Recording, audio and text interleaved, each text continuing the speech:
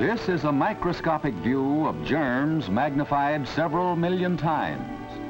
When germs attack the human body, they often cause serious and dangerous diseases, such as diphtheria, a vicious disease of children.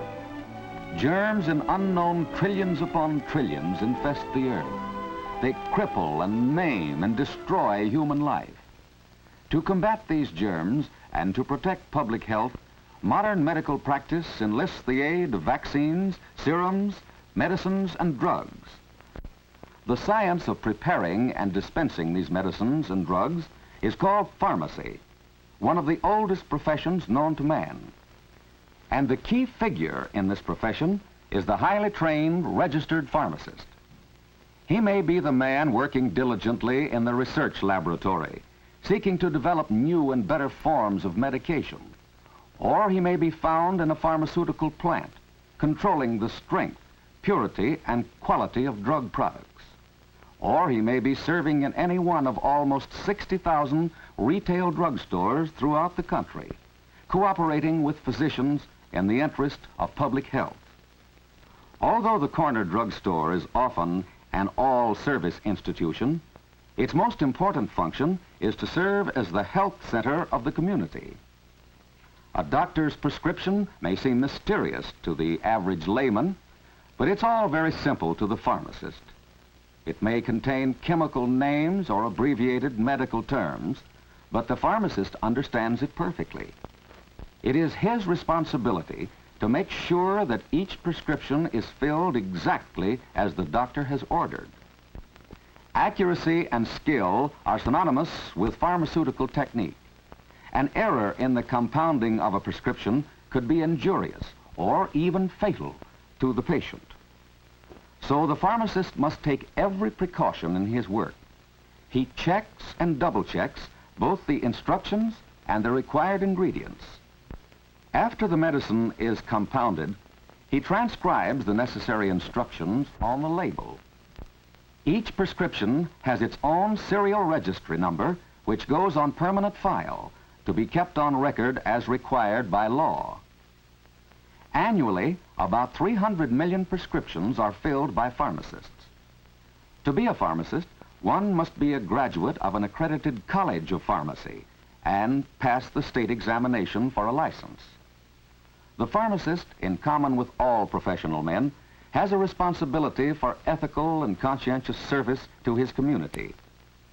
For at one time or another, human life will depend on his ability, accuracy, and integrity. On the pharmacy shelves are many drugs that must be used only under professional direction. Many of these are restricted items and must not fall into unscrupulous hands. Before he can fill any prescription containing poisons or narcotics, the druggist must obtain the purchaser's signature and address and the reason for the purchase in a special ledger. In very large drugstores, the pharmacist devotes his time exclusively to filling prescriptions. In smaller stores, he may also be in charge of hospital and sick room supplies as well. In these stores, the prescription business is generally light. So the pharmacist, who is usually the owner, sells many other products to maintain a sufficient volume of business. Success in pharmacy, as in any other profession, is achieved by diligence, persistence, and strict regard for professional ethics. In recent years, specialized prescription stores have become more numerous. Here, pharmacists sell only pharmaceutical products and supplies. As specialists, they keep up with all current developments in the drug field and can supply physicians with expert information on this subject. Specialization is also required in the field of hospital pharmacy, which offers opportunities for both men and women. Here, pharmacists must compound drugs, fill prescriptions, prepare antiseptic solutions, serums, and vaccines, and make bacteriological and clinical tests. Those in supervisory positions are responsible for the purchase of medical supplies and for the general administration of their departments. Veterans Bureau hospitals also require many pharmacists for staff duty. In fact, the government is one of the largest employers of pharmacists. Many positions are open to trained men and women in the Food and Drug Administration, to inspect commercial products for purity and quality, in the Public Health Service to prepare and dispense medicines in cooperation with physicians, and in the Internal Revenue Bureau and other federal agencies. All of these government jobs are under civil service, with definite steps for advancement, and usually offer permanent employment. A degree from a college of pharmacy is essential for this type of work. The Navy and the Army, however, prefer to train their own pharmacists, since they are also taught to administer the medicines they compound. A pharmaceutical background is invaluable for individuals with special aptitudes. Those with ability for organization can find excellent opportunities for service in professional and trade associations. Those who like outdoor work can find opportunities in the growing of medicinal plants. Those who have literary ability may serve as writers and editors for professional magazines and trade journals. And those with a competence to teach may become instructors in colleges of pharmacy. Preparations for a career in pharmacy should begin in high school. A part-time job in a drugstore will determine whether a student has real interest and ability in this field. By assisting the registered pharmacist, the student also gains useful experience and helpful knowledge that will be of great benefit to him later. While acquiring this practical experience, the prospective pharmacist should study chemistry and biology. A foundation is thus prepared for his college work, which generally consists of a 4-year course leading to a Bachelor of Science degree in pharmacy. If he needs financial assistance, scholarships may be available to meet part of the college expenses. After graduation, he must pass a state board examination before receiving a license to practice. Most states now grant reciprocity to out-of-state applicants.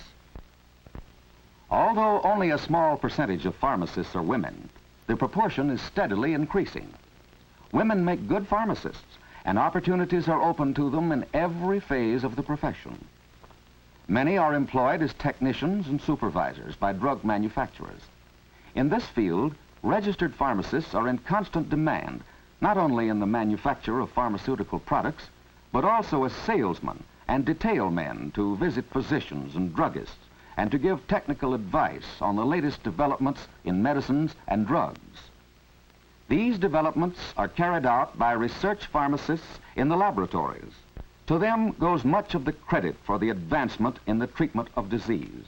They strive constantly to find new medicinal weapons to combat man's greatest enemies, the germs of disease. Daily, headlines tell us of their results, of lives saved by new drugs, vaccines, and serums. In this dramatic fight to preserve and protect the nation's health, the corner druggist plays a role that is just as important as that of the scientist in the research laboratory, the clinic, and the experimental station. For in the end, each new discovery finds its way to the local retail pharmacy. The corner druggist acts as a distributor of medical products in every part of the nation. For those who can qualify, who combine manual dexterity and accuracy with professional integrity, this field offers excellent opportunities for useful service to humanity for both men and women. The work is confining and requires continual skill and diligence, but the rewards are satisfying, for this is work that contributes directly to human welfare. Study your interests and aptitudes and compare them with the requirements of this profession. Pharmacy may become your life work.